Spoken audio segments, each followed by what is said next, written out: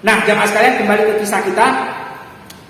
Jadi Ta'ban As'ad tadi, Raja Yaman tadi, sampailah ke negeri Yasrib, ingin menggempur orang-orang Yasrib, membalas dendam atas kematian anaknya. Beberapa bulan dia berusaha untuk menyerbu Yasrib, tapi nggak bisa-bisa. Orang Yasrib pun punya benteng yang sangat besar, nggak bisa ditembus benteng ini.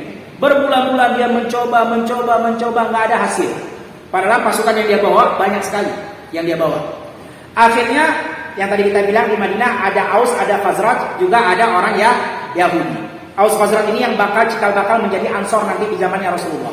Sedangkan Yahudi memang suka mengadu domba, kerjaannya ngadu domba aja. Aus dan Khazraj diadu domba, biar apa? Biar aman tujuannya. Dari dulu sampai sekarang begitu jemaah. Orang Yahudi dimanapun kalau ada pertikaian antara Islam dengan Islam pasti ada campur tangannya orang Yahudi. Kenapa? Agar tujuannya dia aman. Kalau orang sudah bertikai, tiba-tiba dia datang jadi pahlawan. Ya kan? Nah begitu juga orang Yahudi. Dia adu domba Aus dan Khazraj sebelum jadi Islam, sebelum jadi Ansor. Tujuannya biar apa? Aman di Madinah. Akhirnya mereka nggak terusik. Aman kan? Mereka biarin aja. Dibantu aja, dikasih senjata. Biar ribut, yang penting kita aman.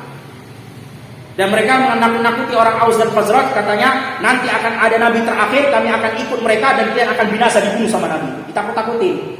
Makanya Aus dan Khazraj sebelum orang Yahudi beriman kepada Rasulullah, mereka duluan datang ke Mekah beriman karena ketakutan, diancam sama orang Yahudi. Ternyata orang Yahudi cuma ngomong doang. Itu asal muasal kenapa Aus dan Khazraj lebih dulu beriman kepada Rasulullah daripada orang Yahudi. Karena diancam, di awalnya ditakut-takutin. Dan orang Yahudi ngomongnya betul karena ada Taurat, disebutkan dalam Taurat, cuma tidak diamalkan. Ketika beberapa bulan gak berhasil Ta'ban As'ad, gak berhasil menjebol kota Madinah Al-Munawwarah atau Yasrib pada saat itu namanya. Akhirnya keluar dua pendeta. Hanya asal muasal kenapa masuknya Yahudi di negeri Mekah dan juga umumnya secara umum Jaziratul Arab.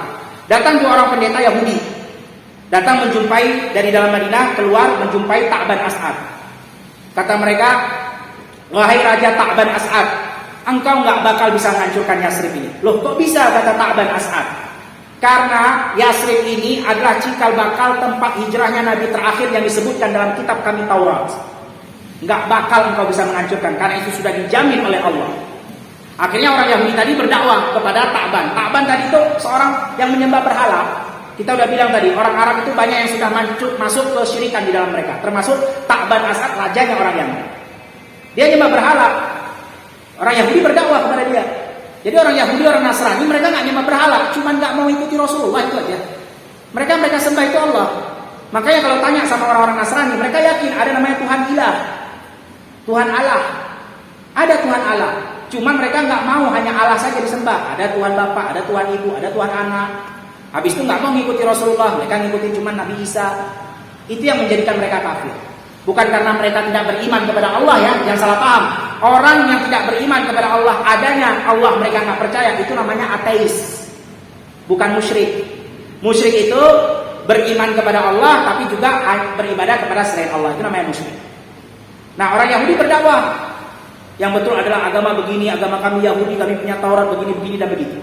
Akhirnya Ta'ban As'ad pun tertarik untuk masuk Yahudi. Kemudian dia katakan, saya tertarik dengan agamamu ini, dan orang-orang di negeri saya, mereka semua menyembah berhala. Mereka ada yang menyembah berhala sehari lagi mereka menyembah api. Itu agama di Yaman pada saat itu. Sehari berhala, sehari api. Kemudian kata Ta'ban As'ad, saya tertarik dengan agamamu yang agama Yahudi, wahai pendeta, boleh nggak kalian berdua datang ke negeri saya, dakwahi rakyat saya, biar mendapatkan hidayah seperti saya, kata dia pada saat itu. Dan memang pada saat itu ya belum lahirnya Nabi Shallallahu Alaihi Wasallam. Masih jauh nih kisahnya, lahir Rasulullah masih jauh. Kenapa kita ambil pelajaran ini jamaah? Sebenarnya bisa kita langsung masuk kepada kelahiran Rasulullah, bisa. Cuman kalau kita langsung loncat, ada beberapa hal yang jarang kita dengar, jarang kita pelajari, terlewatkan betapa kasihan. Dan ini termasuk pelajaran agar kita tahu sebab-sebab kenapa bisa jatuh kesyirikan, kenapa bisa jatuh kepada Yahudi, biar kita tidak terjatuh ke hal yang sama. Itu tujuannya, kita belajar yang buruk-buruk. Jadi belajar itu bukan yang baik-baik aja jamaah sekalian. Banyak orang subhanallah maunya dengar surga aja, maunya dengar fadilah aja, maunya dengar keutamaan aja, maunya dengar pahala aja, angin surga aja. Itu aja yang dia mau pelajari.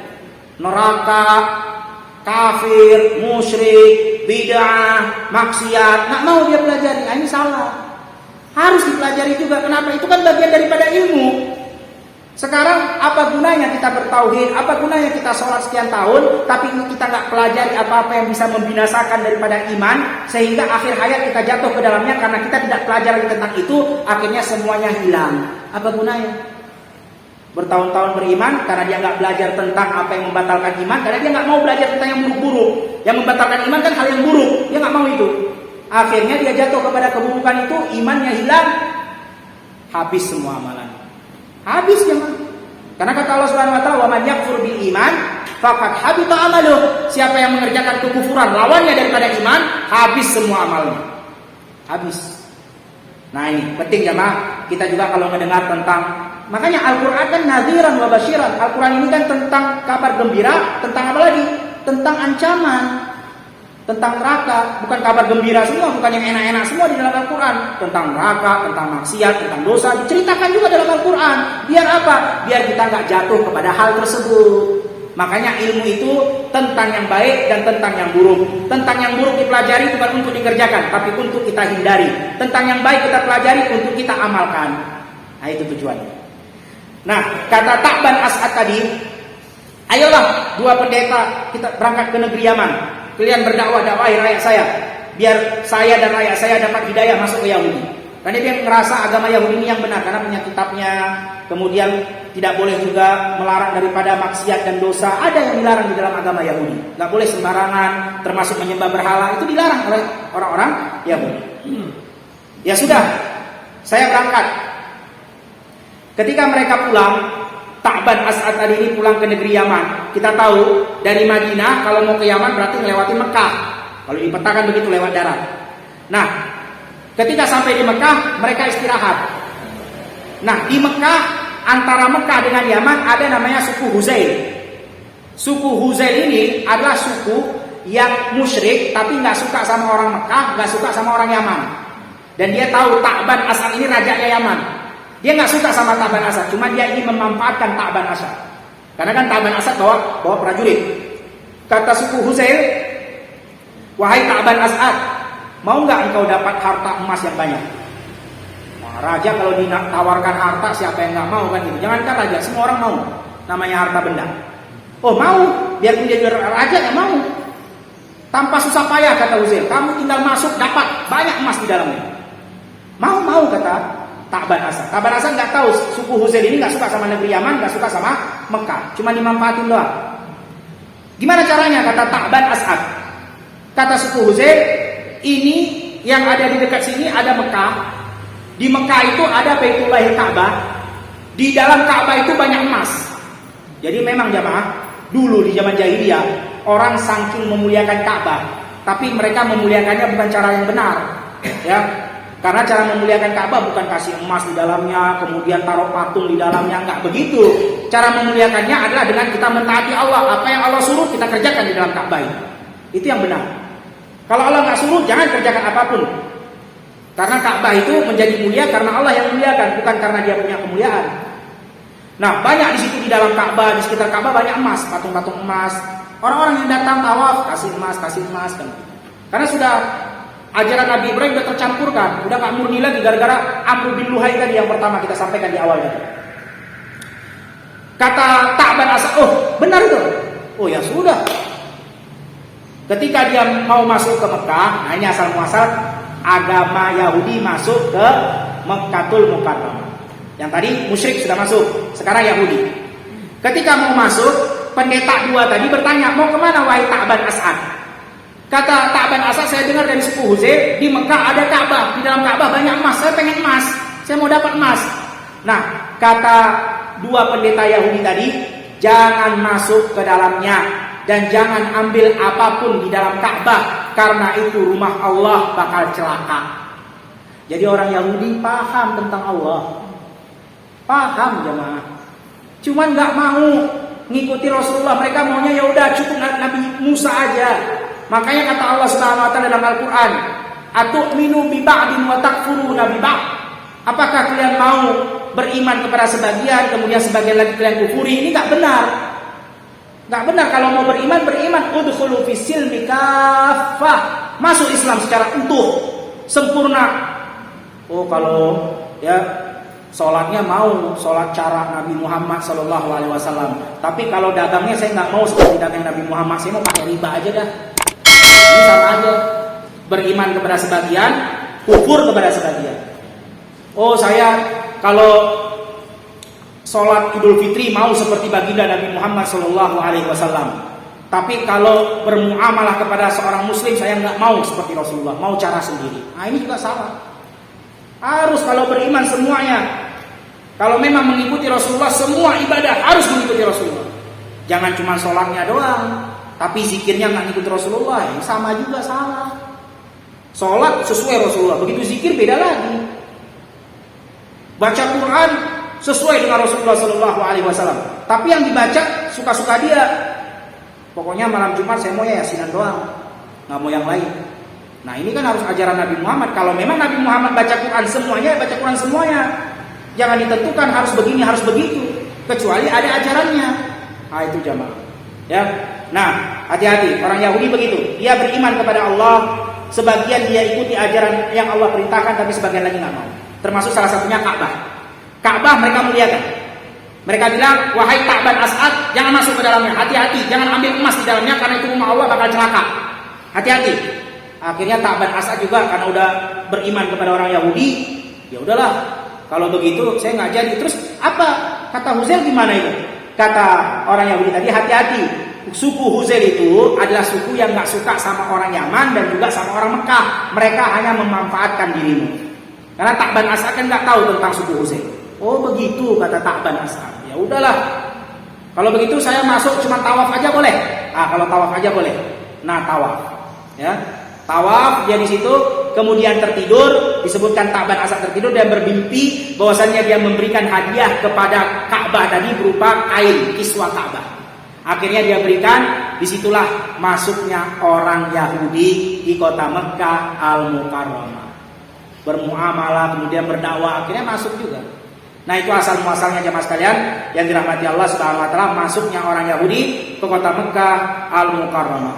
Kemudian dua pendeta tadi berangkat ke negeri Yaman, karena tadi tujuan mereka kan ke negeri Yaman. Sampailah di Yaman, dan di Yaman mereka agamanya menyembah berhala dan menyembah api. Rajanya tadi mengatakan, wahai rakyatku, ada ajaran yang lebih baik daripada ajaran agama kita yang kita kerjakan sekarang ini. Apa itu? Agama Yahudi. Pendeta Yahudi ini disuruh bicara, sampaikan. Akhirnya mereka juga nggak terima.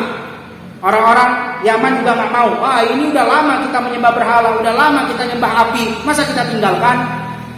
Gak bisa dong, nenek moyang kita sudah kerjakan seperti itu.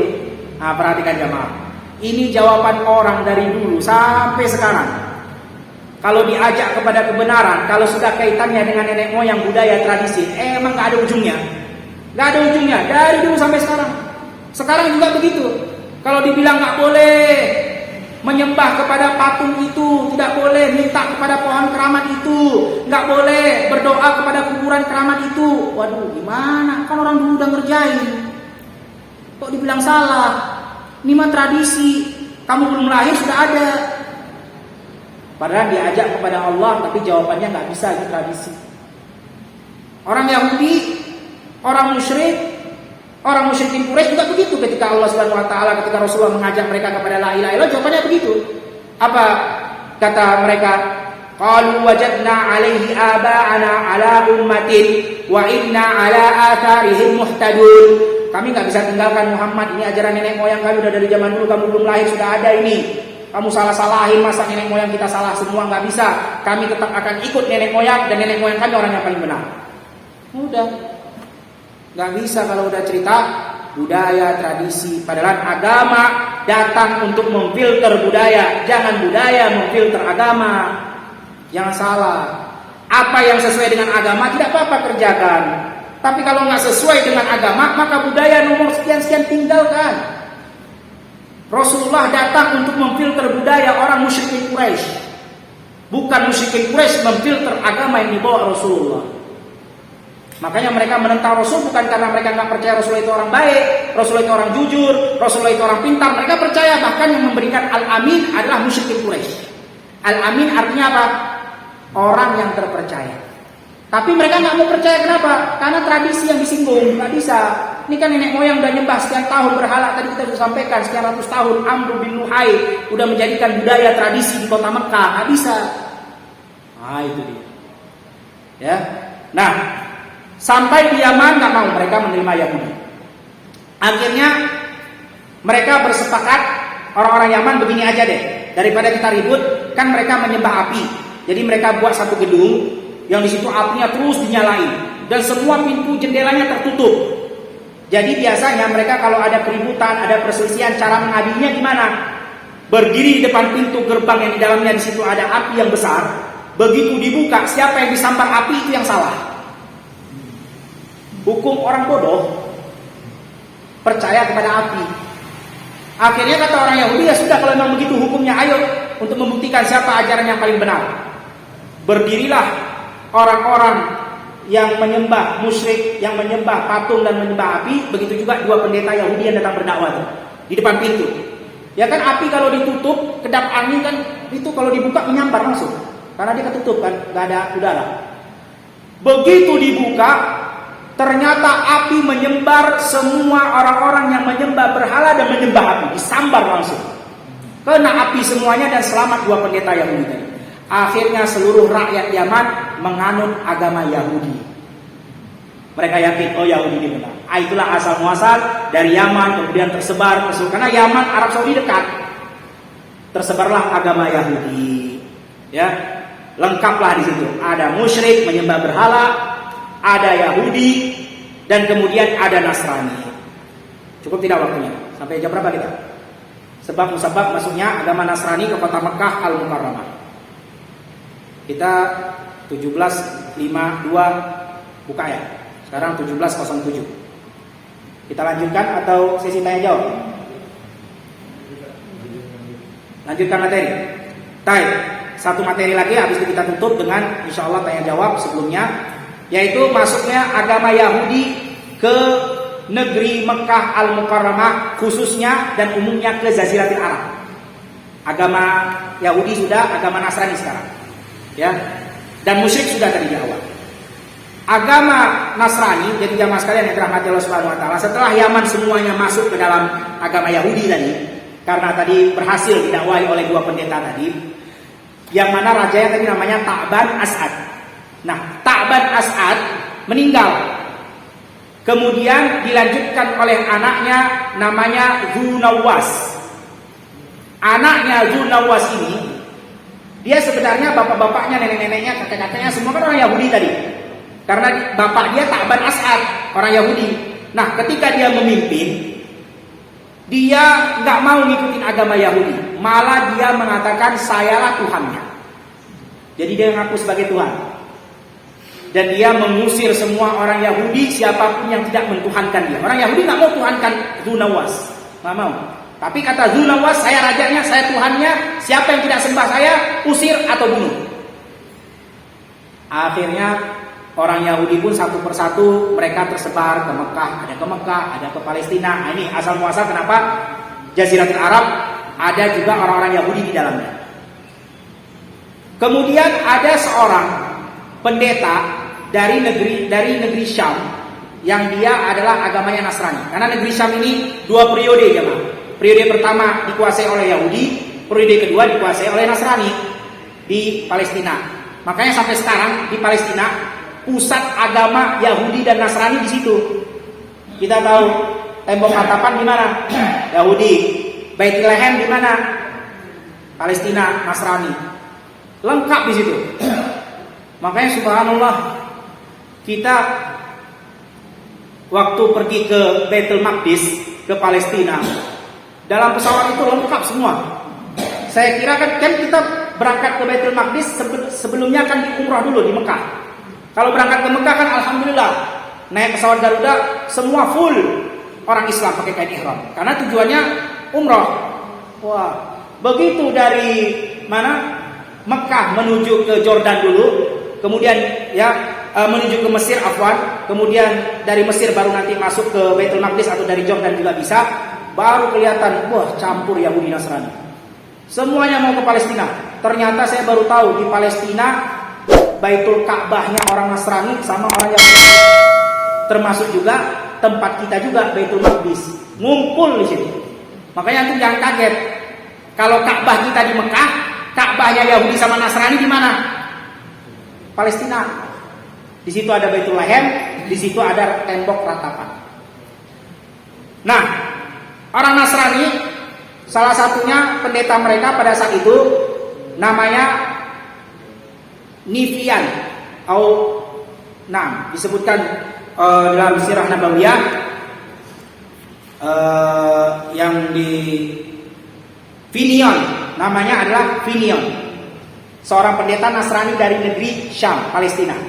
Dia dengar Yaman orang-orang Yahudinya sudah diusir semua, dan orang Nasrani, jamaah sekalian yang dirahmati Allah Subhanahu Wa Taala, mereka juga senang berdakwah.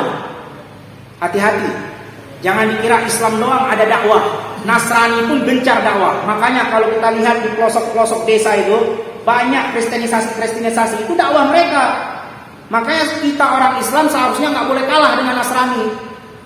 Subhanallah, saya pernah lihat di medsos bulan Ramadan tahun ini sekarang di Palestina, pendeta orang Nasrani bagi-bagi takjil untuk orang buka puasa.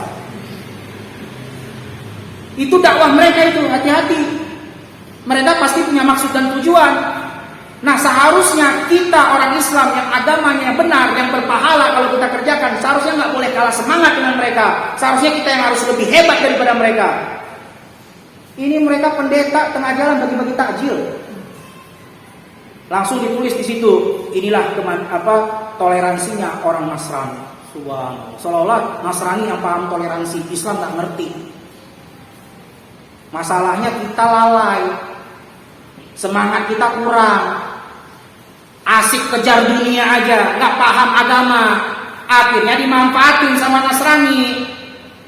Kalian nggak mau dakwah, biar kami aja yang dakwah. Nah itu jamaah, jangan malas berdakwah. Dakwah itu wajib. Watawasau bil haqqi watawasau bis sabr. Saling mewasiatkan kepada al-haq. Dakwah itu kan kebenaran. Saling mewasiatkan, saling memberitahu. Kasih tahu ini yang benar, ini nggak boleh. Itu namanya dakwah jemaah.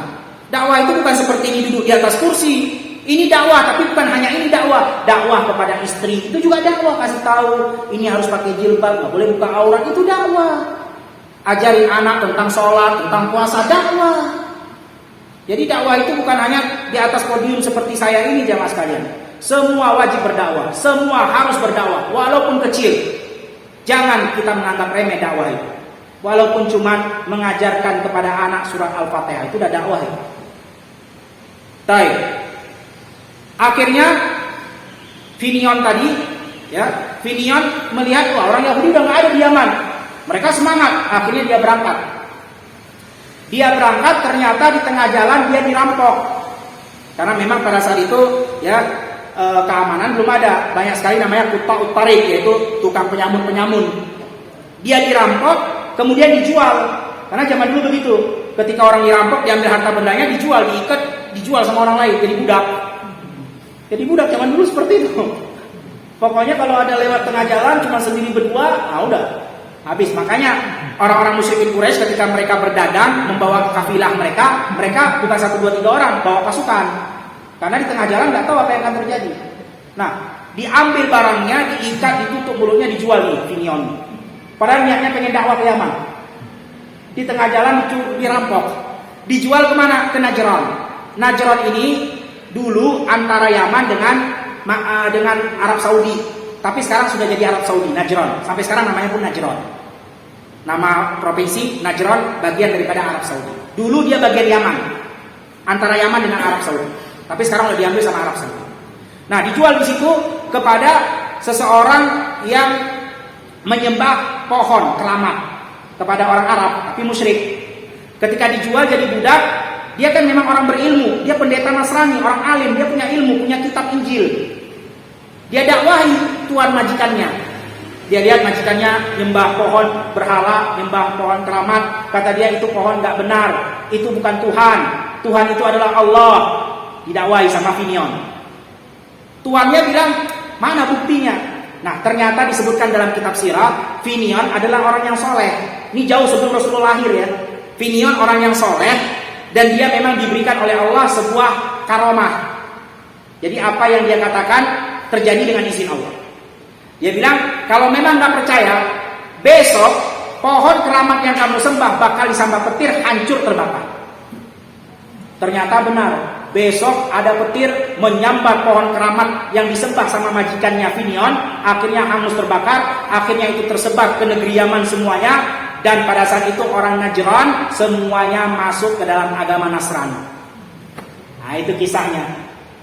Ya, Nasrani masuk ke Jazirahil Arab. Nah, ketika itu dia pula melanjutkan perjalanan, akhirnya dia dibebasin. Kan semua sudah menganut agama Nasrani Najran, termasuk majikannya. Ya sudahlah, kamu saya bebasin. Kamu sekarang bukan budak saya, karena kamu telah mendakwai saya, akhirnya saya bebasin.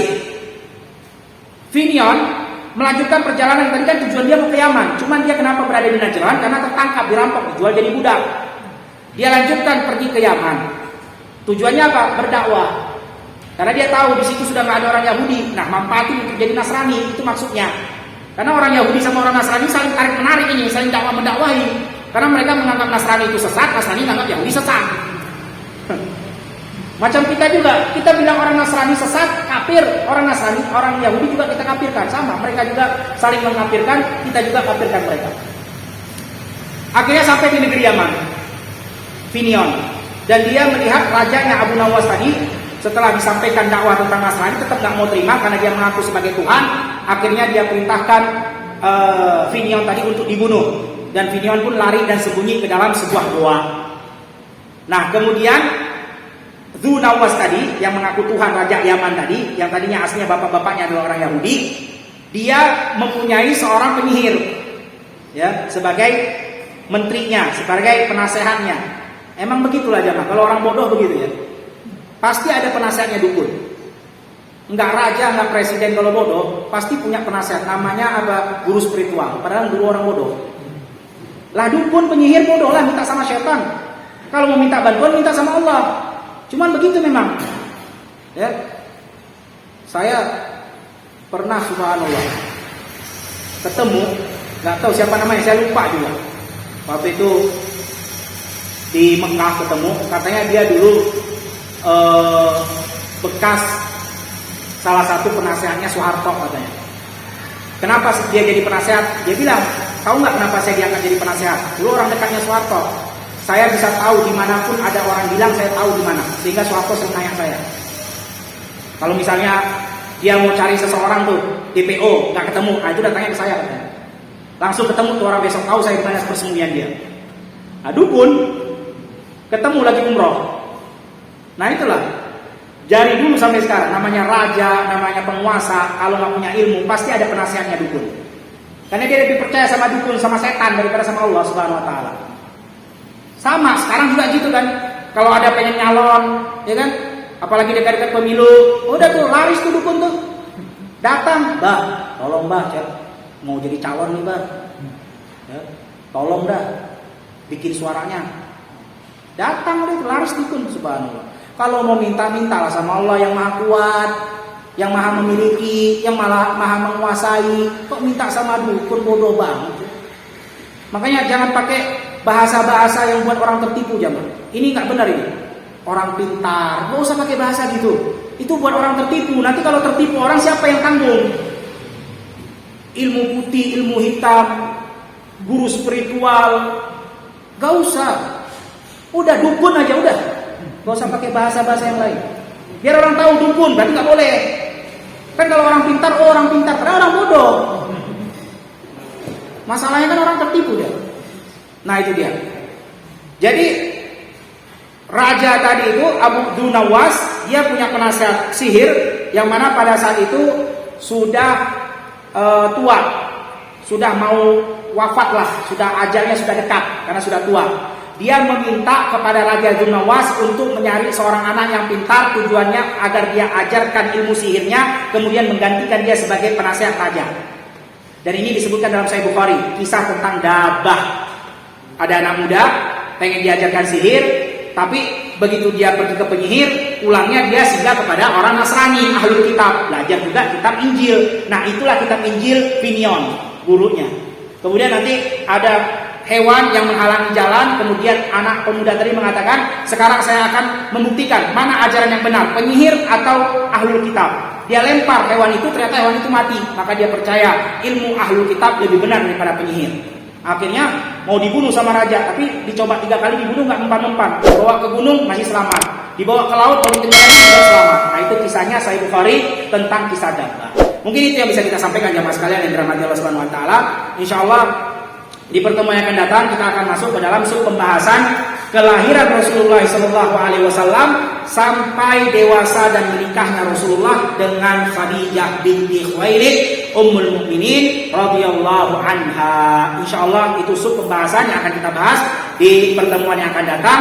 Adapun pertemuan kali ini alhamdulillah telah selesai kita bahas tentang sebab musabab masuknya kesyirikan di kota Mekah, sebab musabab masuknya agama Yahudi ke kota Mekah, sebab musabab masuknya agama Nasrani ke kota Mekah Al-Mukarramah. Kemudian setelah itu lahirlah Rasulullah Sallallahu Alaihi Wasallam setelah semuanya kacau, syirik di mana-mana, Yahudi di mana-mana, Nasrani di mana-mana, kacau semua. Bahkan pada saat itu ada tentara gajah yang ingin menghancurkan Baitullahil Ka'bah. Disitulah lahirnya Rasulullah Sallallahu Alaihi Wasallam. Itu yang akan kita bahas insyaallah di pertemuan yang akan datang. Wallahu a'lam bishawab, karena sudah pukul 17.21 dan kita sisakan beberapa waktu untuk tanya jawab sebelum kita tutup majelis. Wallahu a'lam bishawab. Mungkin ada yang ditanyakan, kami persilakan. Tafadhol. Barakallahu fiik. Masykuran. Waalaikumsalam warahmatullahi wabarakatuh. Sebelumnya saya ingin bertanya, apakah waktu pada masa zaman jahiliyah, waktu masih ada Rasulullah dan Yahudi, apakah ada yang masih secara lurus menganut ajaran Ibrahim? Yang kedua, apakah sekarang di Saudi atau di Yaman masih ada penganut Nasrani dan Yahudi? Nah, barakallahu fiik. Pertanyaan yang bagus sekali, jazakumullah khairan. Nah, illa man rahimahullah, kecuali siapa yang Allah rahmati. Masih ada pada saat itu sebelum lahirnya Rasulullah SAW. Bahkan ketika Rasulullah SAW sudah menjadi nabi dan rasul, masih ada yang menganut agama Nasrani yang lurus. Yaitu kita tahu ada pamannya Khadijah, istrinya Rasulullah yang bernama Waraqah bin Naufal. Yang ketika Rasulullah baru diberikan wahyu pertama sama Khadijah, dibawa kepada pamannya Waraqah bin Naufal yang masih menganut kitab Injil yang lurus. Adapun zaman kita sekarang sudah habis semua. Injil sekarang sudah nggak tahu berapa jumlahnya, 100 lebih, bahkan tiap tahun ada aja pengeluaran terbaru. Dirubah terus, renovasi terus, direvisi terus, habis. Wallahu a'lam bishawab. Dan itu di zaman ketika Rasulullah sudah diutus masih ada yang menganut agama Nasrani, dan sekarang masih ada juga orang-orang Arab, Nasrani dan Yahudi, tapi bukan di tanah haram. Karena tanah haram cuma Mekah dan Madinah. Banyak kalau antum pergi ke Mesir, Palestina, orang Arab, Yahudi ada. Bahasa Arabnya betul-betul fasih. Bahkan bahasa Arab saya dibenarin sama dia. Oh, jangan salah. Ketika kita pergi ke Baitul Maqdis, saya karena niatnya pengen belajar bahasa Arab, mumpung sama orang Arab walaupun orang Yahudi, karena susah kita cari. Ya, mana muslim, banyak kan Yahudi di sana, apalagi di sekitar Baitul Maqdis. Ya udah, saya lihat dia bisa bahasa Arab, saya bahasa Arab, dia benerin. Begitu saya tanya, dia Yahudi. Bahkan dia tahu Al-Fatihah, bisa baca juga Al-Fatihah. Jangan salah. Ya, hati-hati jamaah. Oleh karena itu kita jangan malas belajar. Orang Yahudi aja paham bahasa Arab, masa kita nggak paham? Antum pun Qur'annya kan bahasa Arab, Qur'annya. Orang Yahudi dia nggak pakai Qur'an tapi bisa bahasa Arab, masa antum kalah? Belajar bahasa Arab, hafalin Qur'an. Jangan malas. Apalagi bulan Ramadan nih sekarang nih, ambil berkah. Baik, wallahu a'lam bishawab. Tafadhol barakallahu fiik. Ya, tadi kan ada sebelum Rasulullah melahirkan ada umat Nabi Musa, yaitu orang-orang Yahudi, dan ada umat Nabi Isa, orang-orang Nasrani. Nah, mereka kan waktu itu kan Rasulullah SAW kan belum lahir ya. Apakah mereka dianggap tetap orang-orang yang beriman? Karena mereka kan tidak percaya pada tauhid bahwa Tuhan itu satu, dan mereka juga mengamalkan mungkin dari Taurat dan Injil mereka. Hanya apakah Taurat ini hanya untuk dikhususkan untuk satu kaum, Nasrani untuk satu kaum, atau bagaimana ya? Atau tapi intinya adalah apakah mereka dianggap orang-orang yang beriman, orang-orang yang mereka juga mengerti tauhid, mereka percaya dengan Allah itu satu. Nah, sebelum lahirnya Nabi SAW, bahkan sebelum Rasulullah diangkat menjadi Nabi dan Rasul, maka agama-agama sebelum itu masih berlaku, karena agama itu adalah dari Allah Subhanahu Wa Taala, yaitu agama samawi, yaitu dua, Yahudi dan Nasrani, ahlul kitab namanya, karena mereka punya kitab dari Allah Subhanahu Wa Taala. Sebelum Rasulullah diangkat menjadi Nabi, bukan ketika sebelum Rasulullah lahir, sebelum Rasulullah diangkat menjadi Nabi, masih sah agama mereka bagi yang menjalankan sesuai dengan Taurat dan Injil. Karena ada juga orang-orang Yahudi dan orang-orang Nasrani yang mulai merubah-rubah Taurat dan Injil pada saat itu. Tapi ada juga yang tetap menjaga Taurat dan Injil kemurniannya. Oleh karena itu, kita boleh menikahi mereka, karena mereka masih beriman kepada Allah. Itu waktu itu. Kalau sekarang sudah habis Taurat dan Injil, nggak ada lagi yang murni, udah habis sudah. Waktu itu, makanya diperbolehkan menikahi ahlul kitab. Nah, dan Taurat itu hanya untuk Bani Israel. Agama bukan agama lil alamin. Makanya jamaah sekalian yang dirahmati oleh para ulama mengatakan, kalau memang orang yang berhak dakwah, seharusnya kalau dikatakan berhak dakwah, itu yang berhak dakwah adalah Islam. Kenapa? Karena Islam agama untuk lil alamin, untuk semesta alam. Kalau memang dikatakan layak, siapa yang paling layak untuk berdakwah adalah Islam. Karena Islam untuk seluruh dunia. Sedangkan Taurat hanya untuk Bani Israel. Dan begitu juga Injil hanya untuk Nasrani, bukan untuk lil alamin. Tapi sekarang mereka gencar, seharusnya yang gencar itu kita nyebarin Islam. Tapi ini terbalik, orang Nasrani yang gencar seluruh dunia mereka sebarkan. Kita malas-malasan. Nah ini jangan begitu jamaah. Jadi setelah Rasulullah SAW diangkat menjadi Nabi dan Rasul, maka semua syariat sebelum agama Islam itu adalah expired, tidak berlaku, basi sudah, habis, tutup, nggak berlaku lagi. Tapi nabinya tetap kita imani. Kalau itu adalah Nabi Musa, kalau itu adalah Nabi Isa, tetap. Cuma syariatnya sudah tak perlu lagi. Wallahu a'lam. Ada lagi pertanyaan? Tafadhal, barakallahu. Waalaikumsalam warahmatullahi wabarakatuh. Penggantian nama Nasrani yang sekarang jadi Kristen, asal usulnya gimana Pak? Penggantian nama dari Nasrani, kan sekarang orang-orang Nasrani rata-rata agama Kristen. Ini dari mana itu asal usulnya? Wallahu a'lam bishawab. Kalau Kristen itu kan bukan bahasa Arab. Kalau bahasa Arab itu Nasara. Nasara itu diambil dari kata Nasara yang suruh ansara, artinya menolong. Makanya ketika Nabi Isa mengatakan dalam Al-Quran Karim, Man ansari ilallah, qala al-hawariyun, nahnu ansarullah. Nah itu sebab-sebab dinamakan ansar.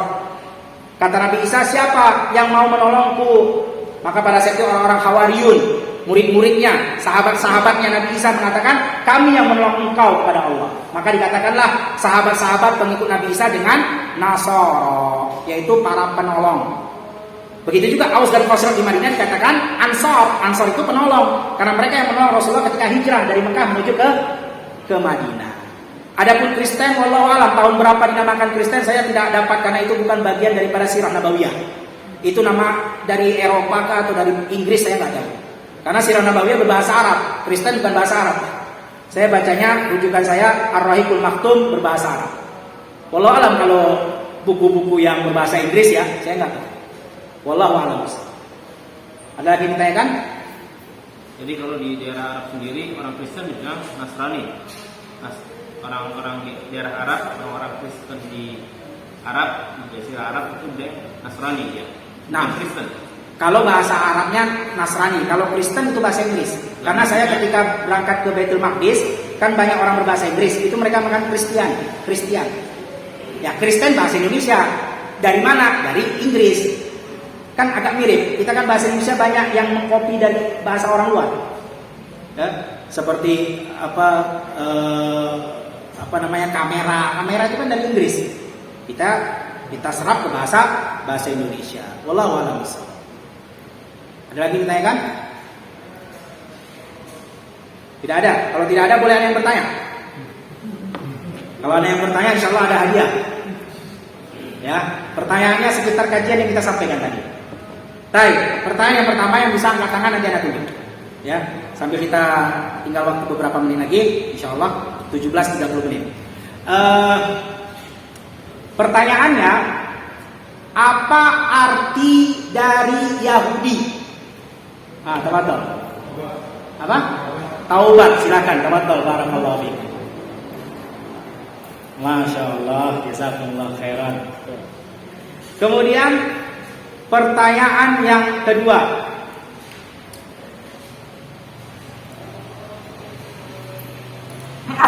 Siapa yang memasukkan pertama kali berhala ke kota Mekah? Tafadhol yang di belakang. Amr bin Luhai, tafadhol. Masya Allah, jazakumullah khair.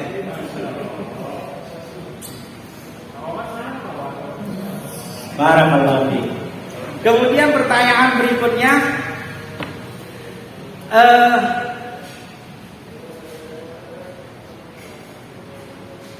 bagaimana caranya Nabi Ibrahim memanggil semua orang untuk datang ke Ka'bah? Bagaimana caranya? Siapa yang tahu angkat tangan? Pakai aplikasi Zoom. Tafadhol. Berteriak kemudian Allah yang menyampaikan. Tafadhol, barakallah. Masya Allah. Ahsanallah ilaikum. Kemudian tadi apa arti Nasara? Tafadhol. Penolong, silakan. Masya Allah. Jazakumullah. Kemudian pertanyaan terakhir, apa sebabnya orang Yahudi dan Nasrani dikafirkan oleh Allah? Allah kafirkan, kenapa? Tafadhol.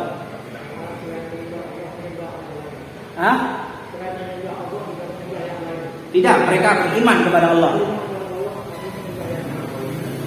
Bukan itu sebabnya. Tafadhol. Karena sudah ada risalah yang terakhir dari Rasulullah SAW di Al-Quran. Karena tidak mau mengikuti Rasulullah, makanya dikafirkan. Mereka beriman kepada Allah, jemaah. Mereka beriman, bahkan mereka yakin Allah sang pencipta.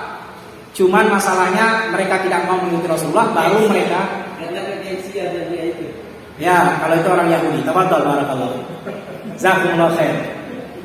Baik, barakallahu fiik. Al-muhim, jamaah sekalian yang dirahmati Allah Subhanahu wa taala, apa yang Allah Subhanahu wa taala berikan itu yang lebih baik daripada sakinah, daripada ketenangan, daripada ilmu, cahaya, petunjuk yang bisa kita ambil, kita terapkan dalam kehidupan kita sehari-hari. Adapun hadiah itu cumalah penyemangat saja, tidak ada apa-apa yang dengan dibandingkan apa yang Allah berikan. Mungkin itu saja yang bisa kita sampaikan daripada majelis kita ini. Wallahu a'lam bishawab. Adapun kebenaran datangnya dari Allah Subhanahu wa taala, dan adapun kekurangan dan kesalahan datangnya dari diri saya pribadi dan dari syaitan. Aku qauli hadza, saya cukupkan sampai di sini dengan membaca doa kafaratul majlis. Subhanakallahumma wa bihamdika asyhadu an la ilaha illa anta astaghfiruka wa atubu ilaik. Assalamualaikum warahmatullahi wabarakatuh.